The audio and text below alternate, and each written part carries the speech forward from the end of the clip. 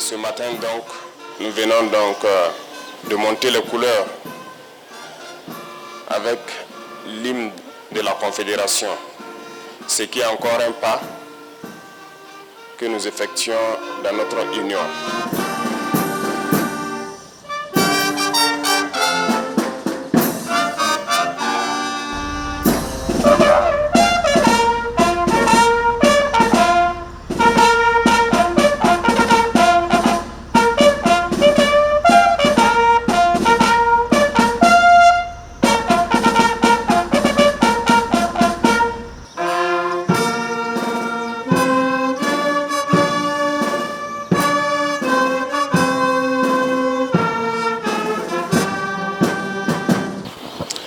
Camarades, bonjour.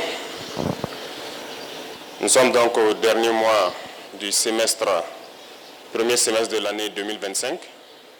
Je souhaite donc qu'on puisse utiliser ce mois pour commencer à réfléchir aux perspectives du deuxième semestre et voir qu'est-ce qui a marché dans nos administrations et qu'est-ce qui n'a pas marché.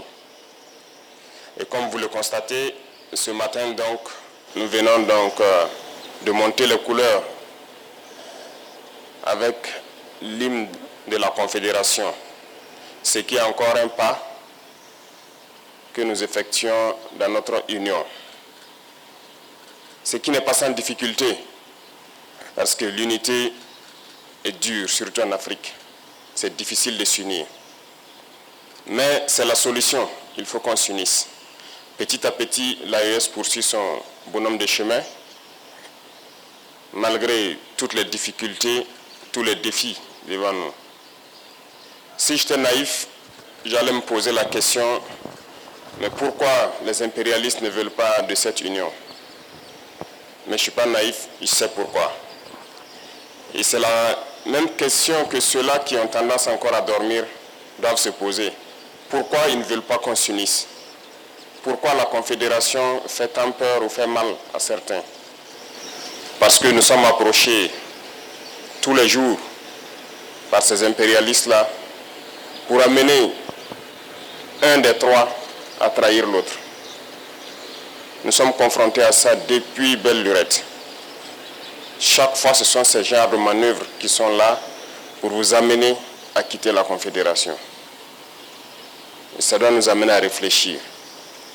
Et quand on regarde nos rapports, il n'y a pas d'amitié en fait. Le monde, il n'y a que des intérêts. Les gens ne viennent vers nous que pour leurs intérêts. Il faut qu'on soit bien conscient de cela. On va nous combattre, on continuera à nous combattre, mais nous sortirons victorieux et forts. Ces situations que nous vivons, nous ne devons pas les prendre et nous apitoyer sur nous-mêmes. Au contraire, ça doit nous renforcer. On doit sortir très fort de cette guerre, comprendre le pourquoi on nous a tant assaillis, se forger et faire en sorte que dans le siècle à venir, nous ne connaissons pas ce genre de situation. C'est ce qu'il faut avoir à l'idée. Donc j'invite tout un chacun à redoubler d'efforts parce que le Burkinabé est connu comme quelqu'un de très courageux, très travailleur, très résilient. Et ces valeurs-là, nous devons travailler donc à les améliorer. Partout où vous partez en Afrique ou dans le monde ailleurs, vous trouverez des Burkinabés. Et ce sont ces valeurs-là qui qualifient, qui identifient le Burkinabé. Donc nous devons tout mettre en œuvre pour être des hommes intègres, comme le nom du pays le dit, être des gens courageux, résilients, pleins d'abnégation. Et redoubler d'efforts dans tout ce que nous faisons pour le bonheur du Burkina, mais pour le bonheur aussi de notre confédération. Ça, c'est très important. Et une fois que nous avons atteint un certain niveau, vous comprendrez encore mieux pourquoi on nous combattait. Parce que notre pays est riche. Riche de sa valeur humaine, riche de ses valeurs morales, mais surtout riche dans son sous-sol. Et ce sont ces richesses-là qui sont convoitées.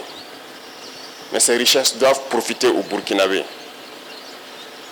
Rien n'a encore commencé en termes d'exploitation des ressources naturelles et de rétribution donc, au niveau des masses populaires. nous pouvons changer le visage de notre pays, nous pouvons quitter cette situation de sous-développement et nous retrouver très vite un pays émergent. Il suffit de travailler. Il faut que chacun s'y mette. Autant les combattants se sacrifient au front, il faut que dans l'administration, nous arrivions à nous sacrifier aussi. Il faut que nous puissions faire en sorte de travailler au-delà de ce que nous avons l'habitude de faire, de pousser nos capacités plus loin, parce que, comme je le disais, il faut qu'on aille très vite. Et c'est en allant vite qu'on peut surprendre ceux-là qui cherchent à nous diviser, ceux-là qui cherchent à nous maintenir dans notre situation de pauvreté. Le Burkina n'est pas pauvre. Je vous le dis, je vous le répète, on est très riche. Et c'est ça notre problème majeur.